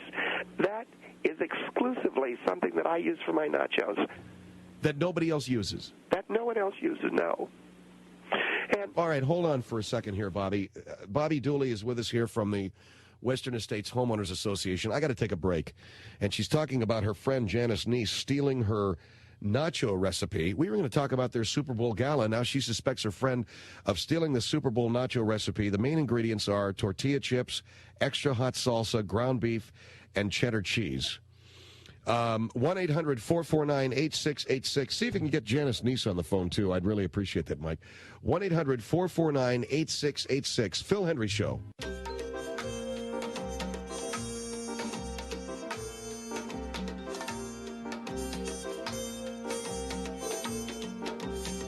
Okay, what music is this? Ed Wood. Well, it's too slow. Phil Hendrie Show, 1-800-449-8686. And Bobby Dooley with us from the Western Estates Homeowners Association. You suspect a friend of yours of stealing your nacho recipe for the Super Bowl gala that is coming up on Sunday over there, right? Yes, Phil, I do. How do you know she stole it? I don't know. I know that Janice was over at the house last week. I remember going into the garage to get some ice because we were having a drink. She was alone in my kitchen. She could have gone through my recipe file. I happen to know that she's one of those people who she's a busybody. And this was a recipe that I had formulated myself along with members of my family. And when you have something that you have created and someone is stealing from you, you really get angry and you get very, very hurt. And the secret ingredient that you're talking about in your nacho recipes, tortilla chips, extra salsa, ground beef, and cheddar cheese. Is that right? Yes. Now, let me tell you something, Phil. All right. I wanted to get this because you're saying this is ultra secret. It sounds like a lot of nacho recipes that I've heard. Phil, this is... If you've heard of other nacho recipes having this, then I don't know where they're getting their ideas, but mine was the original. Now, I'm going to tell you something about Janice, and this is how angry I am. I happen to know she had an abortion 2 years ago. I also happen to know... All right, whoa. Now, we're talking about... No, Phil, I heard that her husband left the home for 3 months while they were sorting their marriage out, and that she had an abortion. And all right, we're talking about a nacho recipe, okay? We don't need to get ugly, okay? No, and she didn't need to steal it from me either. She had an abortion 2 years ago. Her husband left their home for 3 months while their marriage was getting sorted out. Okay? So in other words, what? So in other words, if you find out that she stole your nacho recipe, you're going to let everybody know that she had an abortion 2 years ago? Yes. Yeah, Phil, I think there comes a time when you have friends that you love and you trust who stab you in the back.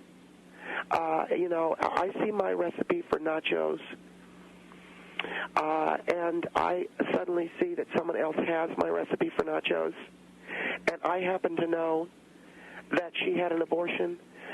Maybe her abortion isn't going to be so private. This really angers me. And when I had heard that she was stealing the recipe, I'm telling you right now, I felt violated. She violated my trust, and she violated our friendship together. I think it's a little extreme to talk. An abortion is very traumatic, okay? Yes, and theft is very traumatic, Phil. Well, wait a second. I think it's very extreme to say that you're going to start running around the neighborhood telling people about her abortion because she took your nacho recipe. It was a creation of mine, okay? The same way a child is a creation. I create, she murders. I create things, she murders things. She murdered her baby 2 years ago. Now she's murdering my nacho recipe. Do you understand, Phil? And I understand that you feel very emotional about the fact that she took a nacho recipe from you. I'm not going to stand by and watch her murder my recipe, murder my creation in cold blood. Okay? So that's why I'm saying to you that Janice's abortion is going to be too private either. That's what we're talking about. It's really not about a nacho recipe. It's about creativity. All right, here is Somas on the Phil Hendrie Show. Hello. Yeah, hey, Bobby. I think you're a little misguided right now because that seems like a very plain and basic nacho recipe. You can go down to any well, I don't know. Taco restaurant. I don't know if you've made nachos before or not. You go to taco restaurants? No, I do not go to taco restaurants. You know, some of them have the word bell in them or something, and they have something quite similar to what you're talking about. Mm-hmm. And this is a recipe that I use at our Super Bowl galas. Okay, so I'm glad I could help you. Do you use shredded cheese? Yes, I use shredded cheddar cheese. You do? Uh-huh. What is your point? Well, my point is, I made nachos like this weekend. I watched wrestling. I watched the Royal Rumble, and I made nachos just like this. And I didn't steal any recipe. This is a recipe that I have had for about 15 years for nachos. Yeah.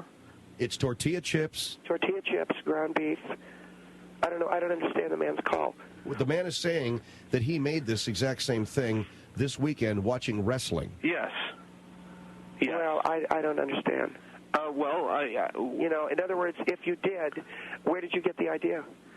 Well, I got the idea from the taco restaurant. Of course, I didn't have the same kind of cheese sauce, but you shredded cheese, sharp cheddar cheese, and, it worked out pretty good. Well, what I'm saying, Phil, is that recipe that young man's talking about was stolen. All right, you want to know where I found it? And it was stolen from me, and, I want some recompense. All right, so this guy who made nachos this weekend stole it from you. That's correct. Tampa on the Phil Hendrie Show. Hello? Hello? Yes, sir. Hey, this is Tampa Bay. Yes, sir. And we're calling. And good for you. We use the exact same nacho recipe. Stop it. Okay. You use the exact same recipe. Where did you learn it? We got the recipe from a little old Mexican lady that used to make it in Mexico years and years ago. We've noticed. I mean, this is crazy. You can't say that somebody stole a nacho recipe. Someone stole my nacho recipe from me. I use tortilla chips. I mean, well, that'd be like you saying you invented nachos. No, did you hear what I said? I didn't say that, did I? I said this is my everybody recipe. uses basically the same recipe. I use tortilla chips. I use tortilla chips. If you throw a little lettuce in there... Are you listening to me?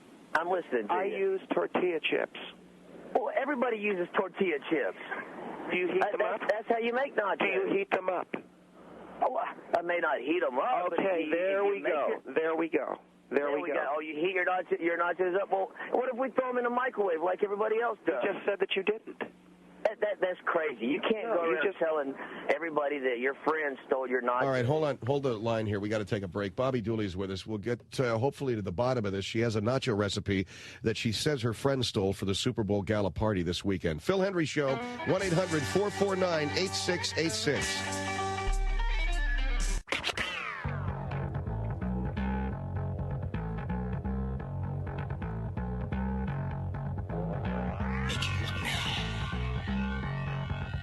Phil Hendrie Show, 1-800-449-8686. Bobby Dooley is with us here from the Western States Homeowners Association.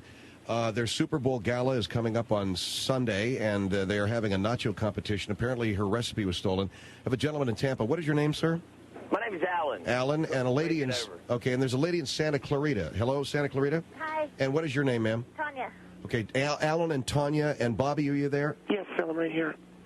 Who would like to open up here so we can kind of move this along? Well, Phil, I just wanted to mention that when someone is a friend of yours and steals something from you, I don't think it's wrong to want to get some revenge. But to say that, is the guy in Tampa gone? Okay. To say that you're going to tell everybody she had an abortion. Yes, I will. I'll do it. You watch me. It has nothing to do with the nacho recipe, though. What does it have to do with That's that? something so personal and... What does that have to do with then? It has nothing to do with a nacho recipe. That's such a simple thing. An abortion it was something that I created, okay? I created a delicious nacho recipe, okay? So if you were to come to our party on Saturday, you would say, this is something that gives me joy. This is something that tastes good, okay? I didn't murder my... that she stole it? She was over at my home last week. I went into the garage to get something. She was in the kitchen where I keep my recipes. Okay, but how do you know she stole it? And to go and you don't even know for a fact? Hello, I use tortilla chips. I use cheddar cheese. Everybody uses tortilla chips and she's using the same thing. But everybody does. What do you restaurant use? You go to does that. I'm sorry? Every restaurant you go uses tortilla chips in a nacho recipe. What kind? Tortilla chips. But you can't say what kind, can you? What do Does it matter? What does that have to do with an abortion? I don't understand. I created life, and she took away life. That's what it has to do with. But it's not life, it's food. It's food. It's not life, okay? What does food do? It gives life. Food doesn't give life. I'm I don't understand that. You're not making a baby. What do you mean food doesn't give life? How does it give life? It doesn't produce life. Food does not give life. I don't understand. You're comparing that to pregnancy. How does that work? Here's how it works, dear. When I make nachos, when I make a supper... You get pregnant when you make nachos? No, but I'm feeding people, and it's helping them stay alive. Okay, but they don't have to eat nachos to stay alive. I didn't go into an abortion clinic and have my child vacuumed out of my uterus. But maybe she had no other choice. That's really nobody's business except hers. I'm sorry. Her husband left the home for 3 months. They say it was another woman. But that's her and her husband's business. It's not the whole world's business to say on the radio over a nacho recipe. And her daughter, the way her daughter dresses. What does her daughter dressing have to do with it? She dresses in a very loose manner. What does her daughter have to do with the nacho recipe to even bring her daughter into Her daughter's going to be pregnant by the time she's 16. Oh, my God. And what has all of this got to do with your nacho recipe? I told you I created something that is life-giving. The nachos that I created. The cheese, the ground beef, the tortilla chips. Are you with me? Are you with me? Hello? I don't see how that's life-giving. I don't see how cheese and ground beef are life-giving. You've got to be one of the stupidest women I've ever talked to in my life. Oh, I'm stupid. You're the one going crazy over tortilla chips. Do you eat food? Do you eat food? Okay, yes, but I don't need to live to eat tortilla chips. Why do you eat food? I can eat anything. It doesn't have to be nachos. Why do you eat food? Because I'm hungry? Because you need to stay alive, maybe? Okay, yes. Okay, thank you. What does that have to do with an abortion? Can you answer me that? Thank you. I finally got it out of you. Thank you. I don't have to eat tortilla chips to be alive, though, do I? Are you telling me that you go through an entire day without any corn products? Yes, I do, actually. That is very unhealthy. You don't eat any corn products. No, I don't. Well, you're in big trouble. Well, I still... Okay. Yeah, well, what are you telling me she has to eat nachos? Or I'm saying that she should have some kind of processed corn, yes. I think you can live without processed corn in your diet. No, you have to have processed corn because you can tell, and I don't want to be indelicate, but we've all had bowel movements, all right? And if you eat corn, guess what happens? Okay, but... Okay, you know what I'm saying? So it has to be processed. And speaking of defecations, that's all that Janice niece knows how to make. Her nachos look like a defecation. Well, I am so shocked. I'm just saying, until you had 100% proof, you shouldn't bring her personal life on the radio. That's all I'm saying. That's a very good point. You don't have 100% proof that she stole your nacho recipe. You have simply your assumption. And what do you mean, have you ever seen corn after you've eaten it? Well, it's... All right, I understand, but you don't have to have processed corn. Here's Atlanta on the Phil Hendrie Show. Hello? Hello. Yes, hello. Hi, I'd like to tell that lady that she has no claim to any recipe. You have no claim to any recipe. I'm sorry, you don't know what you're recipes are public domain. You don't know what you're talking about. Unless you have patented a process and has your name on it, it's not yours. I can take Kentucky Fried Chicken and add pepper to it, and it'd be mine. And I can open up my own chicken shack. It's got not that yours. Right. That's exactly right. It'll never be yours, and it's not yours. And for you to go on and talk about this lady's abortion because of some recipe is just really petty. Well, don't you have a life of your own? What do you think about people who steal your chicken recipe? I don't care if they take it. Kentucky Fried Chicken doesn't care if you take it. I have a little more pride. It doesn't matter. They have written books on recipes from every restaurant in the world. You make. Listen to how I do chicken. Listen to how. All right. Listen to how I do. Recipe books every day. It's free. Listen to how I do chicken. Nobody cares how you do chicken. It doesn't matter. I deep fry it in peanut oil. Nobody cares no one's how you ever do done chicken. that. People do it all the time. Are you crazy? No, wait. What do you think Church's Chicken and Popeye's Chicken put their chicken in? You deep fry it in what, Bobby? I deep fry it. The lady isn't understanding. I deep fry it in peanut oil. Everybody else does, too. That is such a vicious lie. Honey, I used to work in a chicken place. I know. How do you do your chicken? How do you do your chicken? I cook my chicken in vegetable oil. Vegetable oil? What kind? Canola oil. Oh, look at you. What, are you writing it down so you can steal it? No, I'm not about to give you a recipe. It doesn't matter. This is not a show about a recipe. This is a show about a petty woman who there's had a no way you do nacho recipe and is going off about somebody else's abortion because she doesn't have a life of her own. If a nacho recipe is all that you have, you need to go get some books and find something else to make. Wait a second. She had an abortion. So okay? what? So well, what? She should never steal my nacho recipe. A lot of people have had abortions. I happen to know she had her face lifted.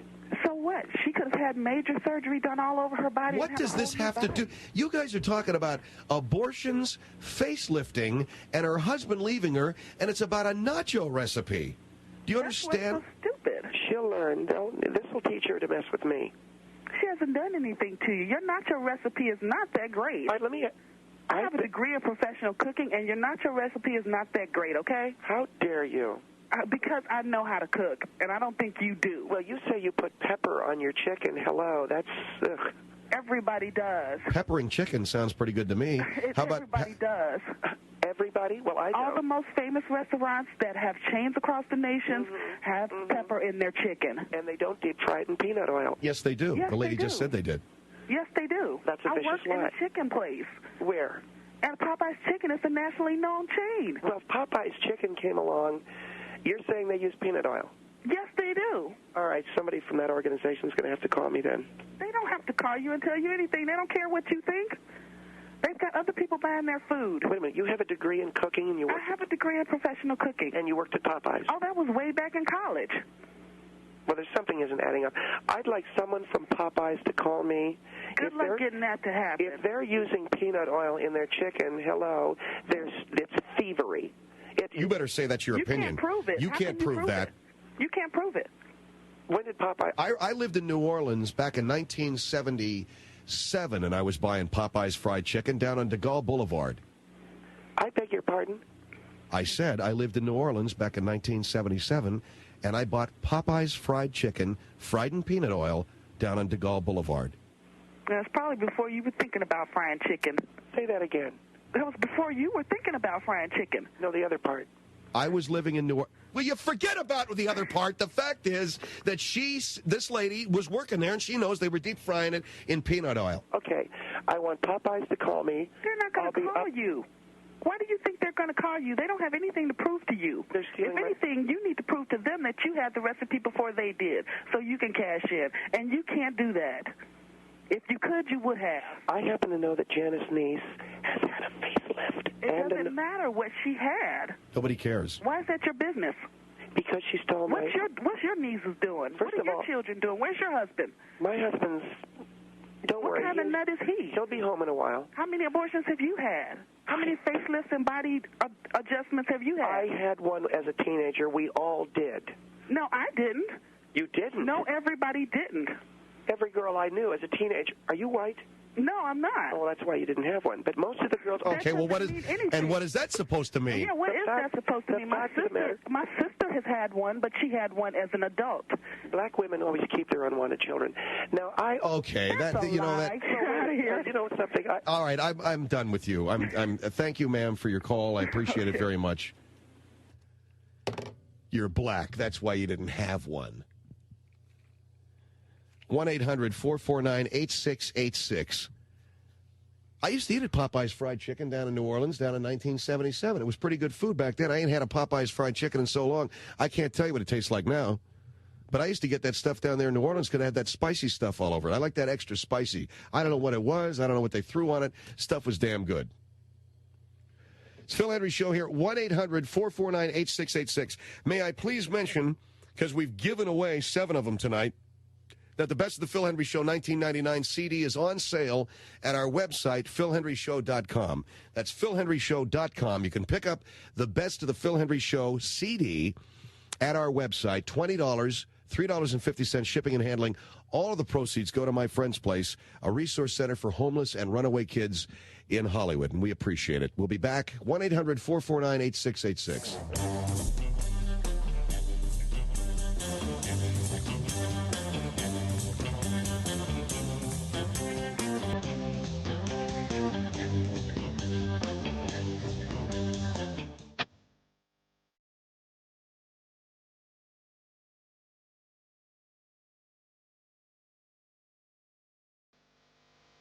The Phil Hendrie Show, 1-800-449-8686, with Bobby Dooley from Western Estates Homeowners Association.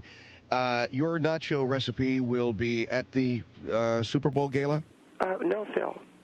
Unless, what I plan on doing is going into the Super Bowl gala and telling everyone that Janice Neese had an abortion and that she has had her face lifted. So, in other words, you're going to go in there and you're going to ruin this woman's reputation. If she shows up with the nachos. If she does not, I'll keep my mouth shut. But if I walk in there with my platter of nachos and she walks in, then there's a little matter of a vacuum going into Janice Neese's uterus that we're going to be discussing. At a Super Bowl party? Yes. While everybody's eating? Yeah, especially while everyone's eating, yeah. I don't see what you hope to prove. Here's Los Angeles on the Phil Hendrie Show. Hello. Hi, how are you? Yes, good, ma'am. Bobby, you're not the first person that cooked your chicken in peanut oil. Oh, stop. And you're not the only person that does it either. I do it. I cook my chicken. Well, today was my last day at Chick-fil-A Inc. We're all over the nation. We're founded in Atlanta. Yes, have you heard of it? I wouldn't eat a Chick-fil-A if I was starving. Okay, well, how about they pressure cook their chicken Darling, in peanut oil? Darling, I don't pressure cook my chicken. But isn't peanut oil stupid? I'm stupid, am I? How old are you? You're stupid for doing what you do. I'm only 18 years old, and I know and you're not to go and spread somebody's business because they took a nacho recipe. That's dumb. You call me stupid? I'd take you over my knee and paddle your little black behind. Okay, so you want to talk about me being black, huh? And unwanted children, I know more white unwanted children than I do black. So now what? You guys have problems too. Are you saying that you know people who've had abortions? I'm sure that you had an abortion. How about that? I had one when I was a teenager. I'm sure yes. that if you don't have, are you 17? If you haven't had a facelift, I bet you need one because I bet your face is wrinkled. How old are you? You're 18. Yes, I am. And you've not yet had an abortion?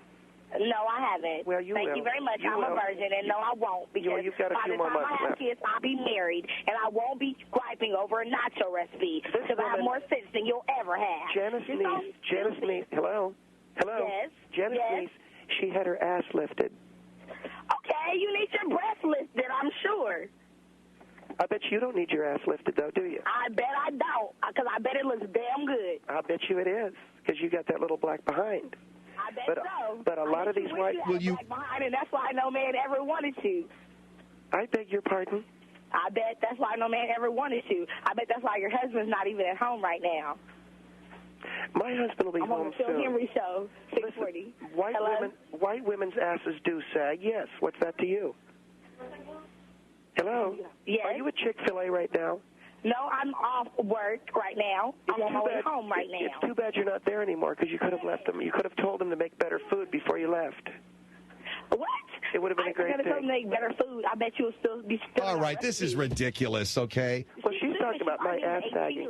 Well, my ass doesn't sag, thank you. All right. Thank you very much. Virginia Beach on the Phil Hendrie Show. Hello. Yeah, I was calling. I thought for sure that this show was just a big joke, and I didn't think it was for real. No, I don't think it's funny or a joke when someone steals something that's near to you. But, I mean, my God, you're treating it like it's a child. It's a daggone recipe. I mean, I think you need serious psychiatric help. It is my nacho recipe. I'm a white female. I've never had an abortion. None of my friends that I went to school with that I know ever had abortion. Wait a second. You're white and you've never had an abortion? I have never had an abortion. I'm 33 years old. I had my first child when I was 30. I find it very hard to believe. I'm sorry. Well, let's just assume that the lady's telling the truth. Okay. Question number 2. Go ahead. Have you ever had your ass work done? No, but I had a breast reduction. There you go. There you go. I knew it. So what's the big deal? I mean, but it's not your job to tell the whole world. I mean, do you not have a life that you have to, because someone stole a stupid nacho recipe? White women are always fooling with their breasts. It's ridiculous. Listen, she shows up with my nacho recipe. If you had back pain and medical problems like I did, you would have had a reduction. Absolutely. Listen, she shows up with my nacho recipe, and everybody and their brother is going to hear about her ear bob. Well, that's not your business to do that, but I really, really think that you desperately need psychiatric care. I'll take it under advisement. You really need to. Thank you. Thank you. Can you recommend a doctor? Well, I live in Virginia, so I don't know where you live. She really upset me. I didn't give her what she liked. Right, and no abortion. I don't know what to tell her, don't know what to say. Everything got funky last night. She was really bound and I was really blown away. Until I asked what she wanted, this is what she had to say. A pearl necklace. Bill Hendrie. She want a pearl necklace. She want a pearl necklace. She's in charge of her being so weird. Things getting downright strange. But I can keep her handle on anything. Just this side of the range. She was getting round and I was getting blown away. And she did her hand and this is what she had to say. A pearl necklace. She want a pearl necklace. She want a pearl necklace. Hey, Phil. Yeah, David. You know that you started in New Haven tonight, right? Yeah, we're on at WELI New Haven. You know who you replaced on that station? No, I don't. Bruce Williams. Bruce Williams. Right. So, buddy, you got a big hill to climb in that. I don't even know why they're running your show on that station. Well, we'll do the best job to wait. Yeah. Look, if there's people that dig Bruce Williams, man, forget it. You are stillborn in that town. Thank you.